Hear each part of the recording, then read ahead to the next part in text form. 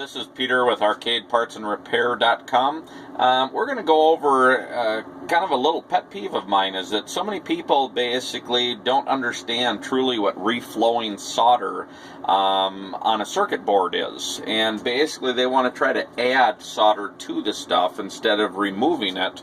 And I want to also go over the proper way to do it so you don't end up having issues with it. So first off, we have a circuit board here, and a lot of the header pins, the other major pins there, any areas that, it could be even higher wattage resistors, things like that are going to get cold solder joints.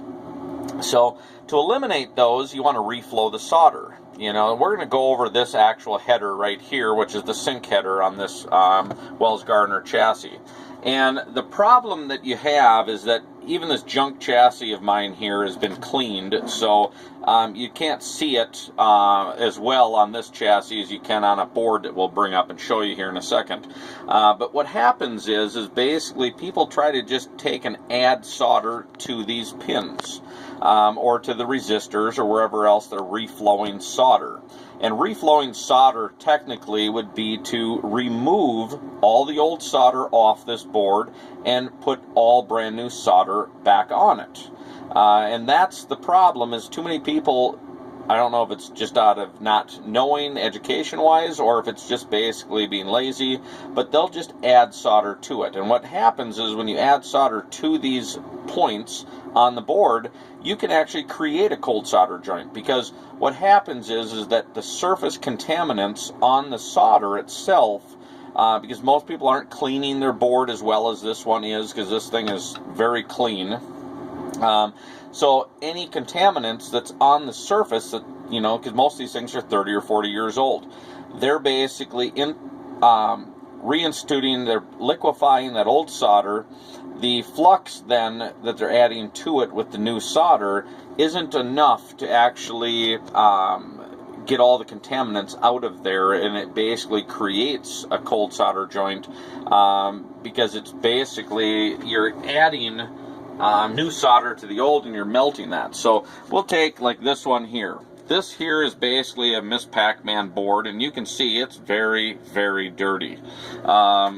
The back side, very, very dirty. So if you're taking any of these spots here where you're adding solder, let's say, to any component or any lead, you're basically taking this old solder and all the contaminants that are on the surface of it and flowing it all together. So you're mixing all that contamination in with all the new solder, and that's why you're creating that joint, is because of just all this filth that is getting back into there. So one, I always recommend cleaning your boards, but two, we're going to go over reflowing this too on this junk board.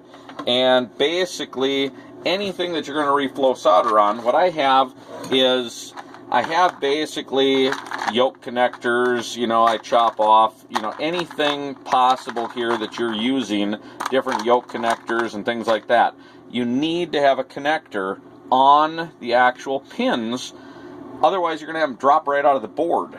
So basically, when you heat up that pin to remove the solder, it basically wants to fall right out of the board. So I've just loaded pins into this connector, which this is a 0.156 connector, and this one here is what I use for most of my sync stuff. So that'll actually go on, plug onto the actual RGB and the sync in one shot there across that board on this particular one. So what we're going to do is basically we're going to remove the solder, and the best thing to do when you're removing the solder is you can I always go, let's say, the outside 2 pins, and then I'll reflow new solder onto those 2 pins.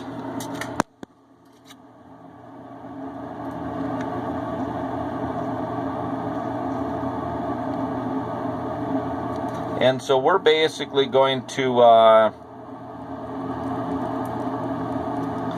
add new solder to that. So we have a nice new clean joint there on those two. Now those two are also going to help stabilize everything. So by having that header, that connector on there, all the pins in between are going to keep all the other pins straight. So I do the outer two, and then I can take and remove the solder from all the other pins on this particular header, and it'll keep them in the board and it'll keep them straight. So when you're reflowing solder, now I can basically remove the solder from all these pins in between, and none of them are going to fall out of the board while I'm doing this, because that connector is holding them. It's not only holding them, but it's holding them straight also, and that's kind of the key to it, so you don't lose any of those while you're basically doing all of the connections here. So, and then you can go through and reflow the solder onto all the new header pins here at that time.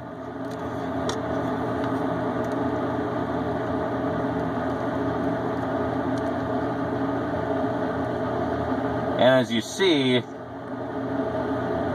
I always have a ventilation system here, exhaust system, sucking out all the fumes here, because a lot of this stuff is all lead based. So a lot of the solder I'm using 6337, so it's going to be a lead based solder. So you want to actually make sure that you have good ventilation here. So basically what this is doing then is that header then is perfectly straight. None of the pins are different heights because they're basically all been held by that connector.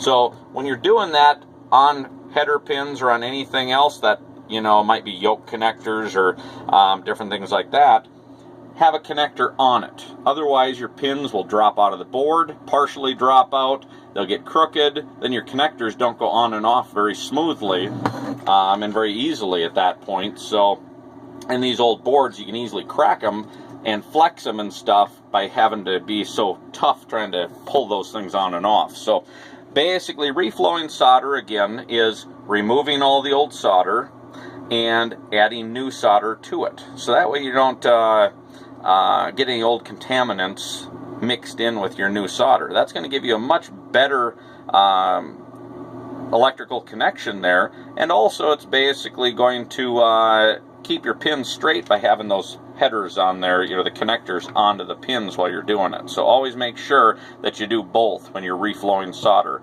So I just wanted to give a quick tip, because I see so many people out there that don't reflow solder in this particular way. They just add new solder to old dirty solder, and you end up creating problems down the road for yourself. So try this, make sure you end up doing it this way. And if you got any more tips or any things you want to see me do there, like I say, just ask us on our YouTube videos or email us through our site, arcadepartsandrepair.com. And if you need any of the parts or connectors and pieces, let us know. We have all those in stock. Thank you very much. Bye.